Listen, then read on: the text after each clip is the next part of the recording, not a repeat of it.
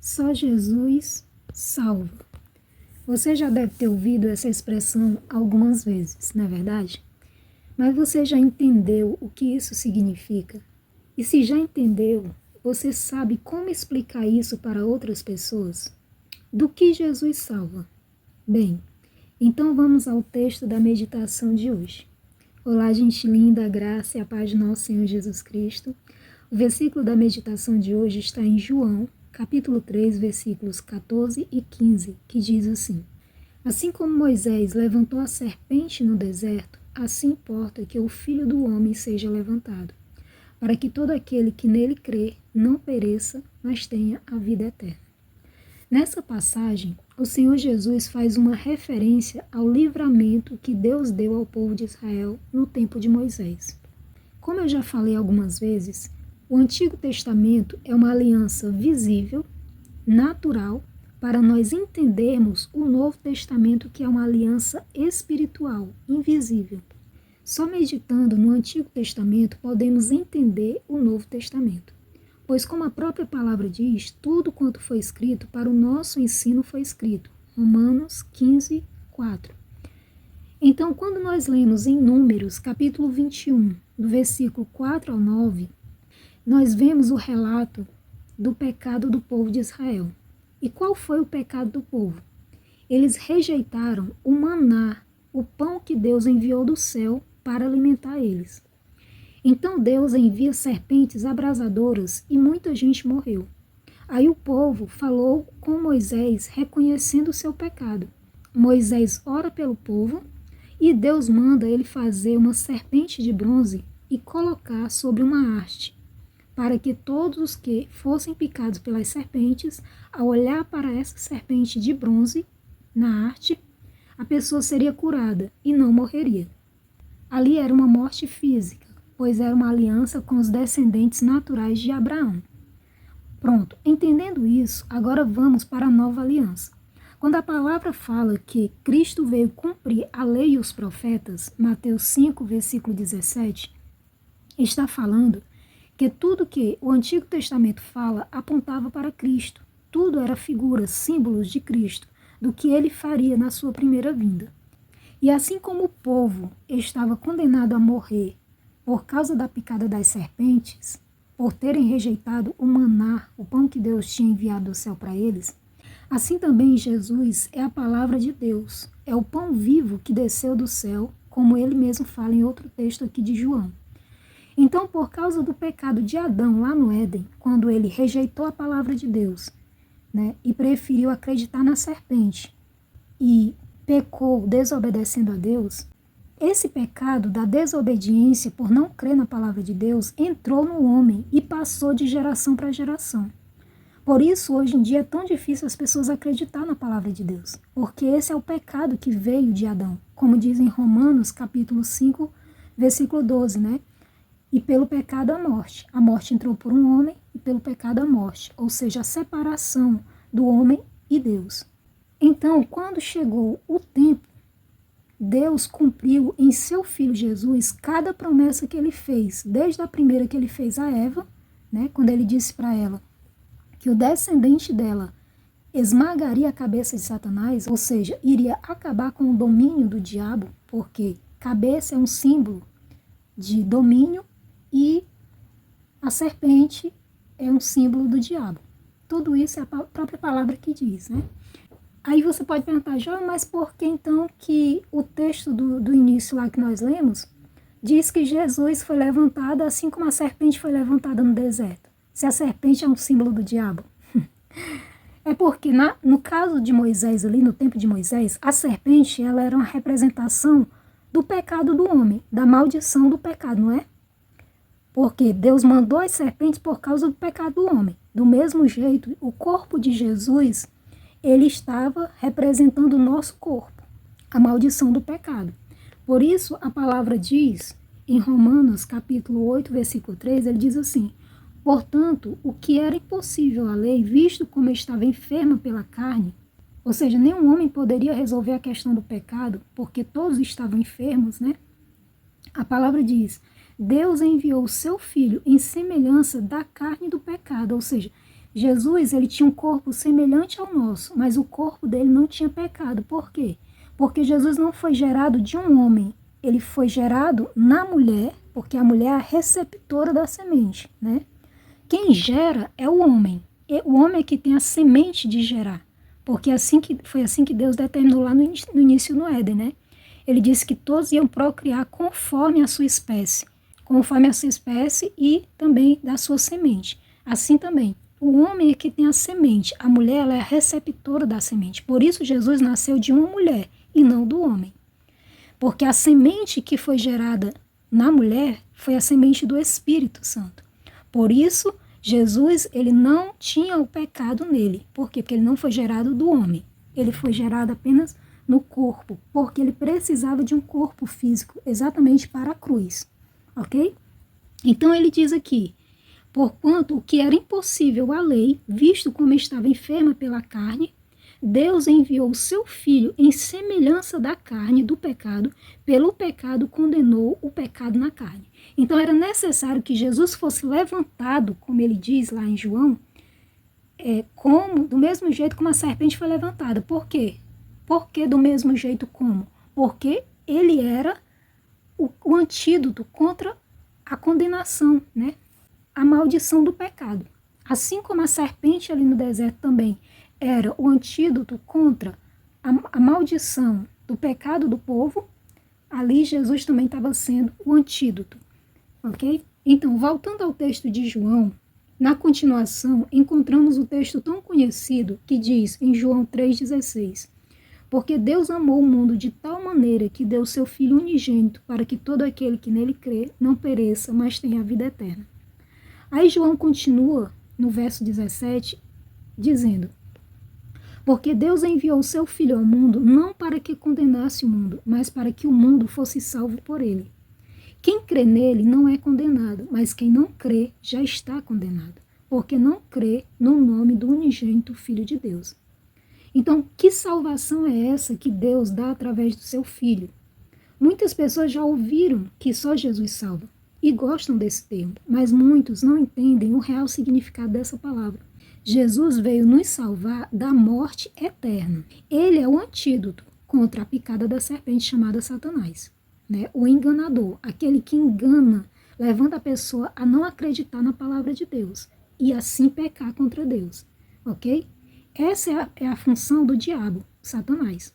Ele enganou a mulher lá no jardim do Éden, fazendo ela não acreditar no que Deus disse e assim comer do fruto, desobedecendo a Deus. A mulher levou o homem, né, a pecar também, a não acreditar na palavra e assim pecar contra Deus também, comendo do fruto, que Deus disse não comer. E esse pecado entrou em todo ser humano, foi passando de geração para geração. E Jesus veio para mostrar que nós, por isso que a palavra diz que nós devemos ter o mesmo sentimento que houve em Cristo Jesus, que ele, sendo Deus, não usurpou ser igual a Deus, antes se esvaziou a si mesmo, tomando a forma de servo, ou seja, se fazendo servo de Deus, e sendo obediente até a morte e morte de cruz. Jesus veio nos dar o exemplo do que Deus quer de nós, agora com essa salvação. Quando nós entendemos o sacrifício de Jesus, que ele foi crucificado ali no meu e no seu lugar, então eu tenho que crer que Deus me deu essa nova oportunidade, essa nova vida para mim o quê? Obedecê-lo. Porque se o pecado foi rejeitar a palavra de Deus e desobedecê-lo, fazendo aquilo que ele disse para não fazer, Jesus veio nos dar uma nova vida para agora, com essa nova oportunidade, a gente voltar a obedecer a Deus, crer na palavra dele e obedecer os seus mandamentos.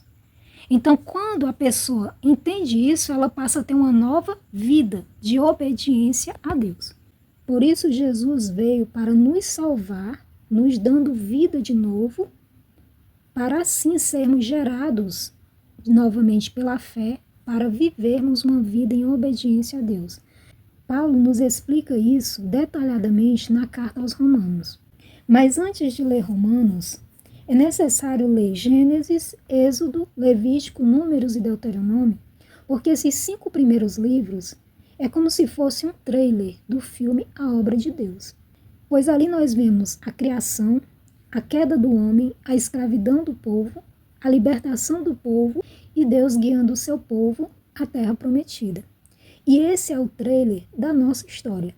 Então o homem estava separado de Deus pela morte espiritual, né, pelo pecado da desobediência, como Paulo nos fala em Romanos.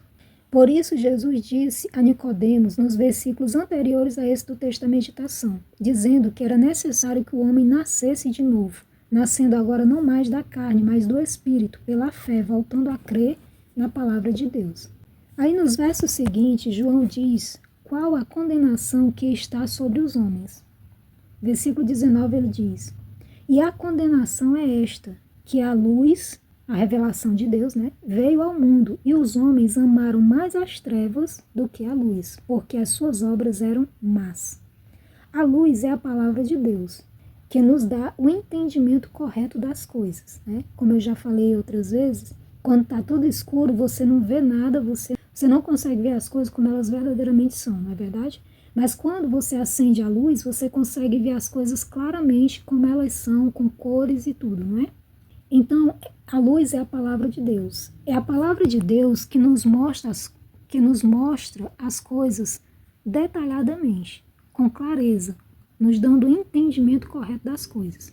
E aí ele diz no 20, porque todo aquele que faz o mal odeia a luz, e não vem para a luz para que as suas obras não sejam reprovadas. Mas quem pratica a verdade vem para a luz, a fim de que as suas obras sejam manifestas, porque são feitas em Deus. Então a pessoa que ela vive no pecado, ela não quer fazer o que é certo, né? Ela quer continuar no erro, então ela não aceita a palavra de Deus, ou seja, ela não vem para a luz, ela não aceita a palavra de Deus, porque a palavra de Deus reprova as obras que a pessoa faz, né? A palavra de Deus, ela mostra onde está o erro da pessoa e a pessoa não quer.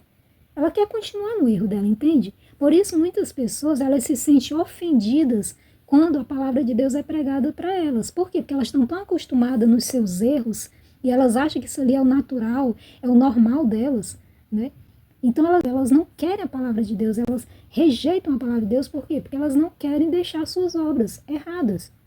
Mas aquele que quer viver para Deus, né, ele entende que a palavra de Deus está mostrando o erro dela para que ela mude de atitude.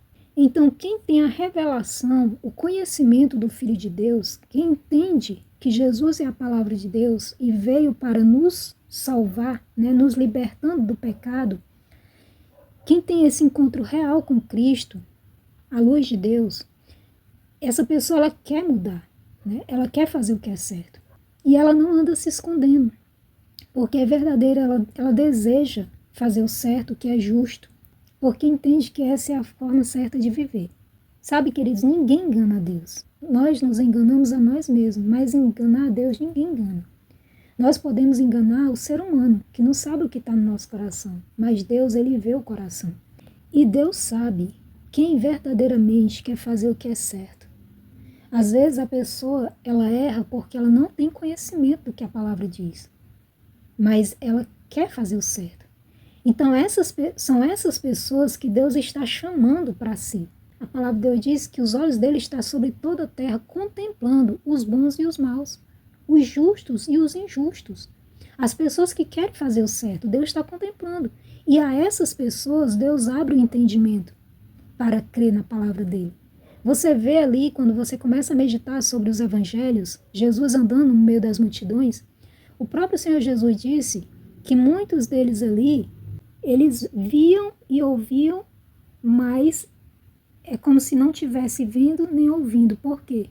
Porque os olhos deles estavam fechados, porque eles não criam na palavra de Deus. Eles apenas queriam as promessas de Deus, as bênçãos de Deus, mas não queriam Deus.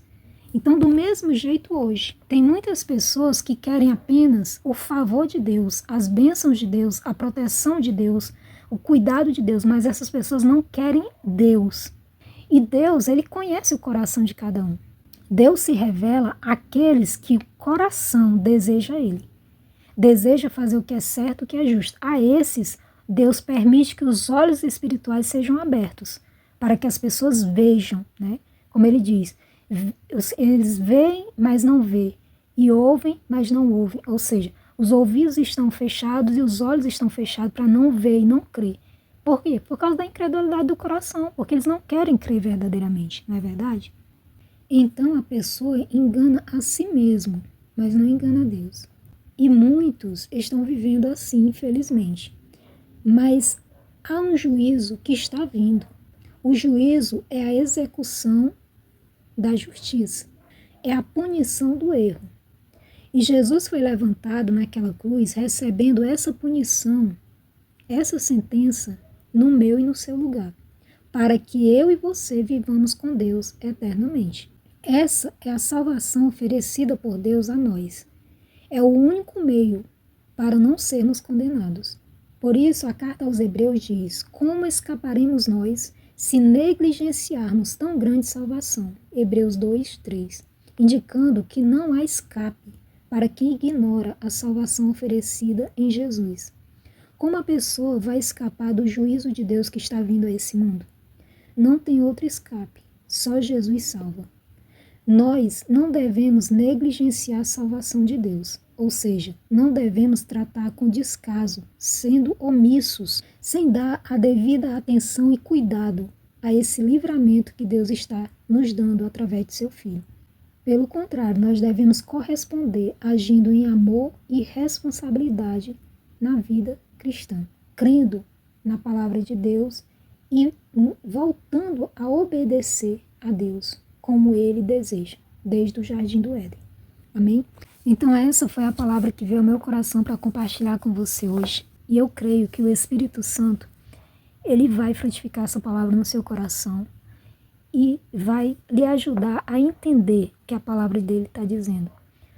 Medite na palavra, busque conhecimento na palavra, mesmo que você não compreenda quando começar a ler, mas é exatamente na permanência ali de estar buscando que o Senhor vai se revelando a nós. A palavra diz que Ele é galardoador, ou seja, Ele recompensa, né, aqueles que buscam a Ele. Nenhuma vez que a gente busca o Senhor é perdida. Deus, Ele contempla cada busca que a gente faz verdadeiramente de coração, querendo realmente conhecê-lo, querendo realmente compreender seus mandamentos para viver, né, em obediência a Ele. Amém? E na próxima mensagem, eu quero falar quem são os escolhidos de Deus, quem são os salvos, né? A palavra diz quem são os salvos. E aí eu vou estar falando na próxima mensagem, se assim o Senhor permitir. Pai amado, Pai querido, louvado e exaltado, Paizinho, seja o teu santo nome. Obrigado, Pai, por mais essa palavra que o Senhor colocou no meu coração, Pai, para compartilhar com os meus irmãos. E eu espero, meu Pai, que o Senhor abra o entendimento de cada um deles, Pai, para compreender a sua palavra, para crer na sua palavra, Pai, e assim viverem para o Senhor, recebendo assim, Pai, a tua salvação. Em nome de Jesus, obrigada por esse dia. Nos livre e nos guarda, Pai, de todo mal que há nesse mundo. Cura os que estão enfermos, liberta os que estão cativos, consola os que estão aflitos, Pai amado, e supre, Pai, cada necessidade, Pai amado, teus filhos nesse dia. Em nome de Jesus eu oro. Amém. Beijo.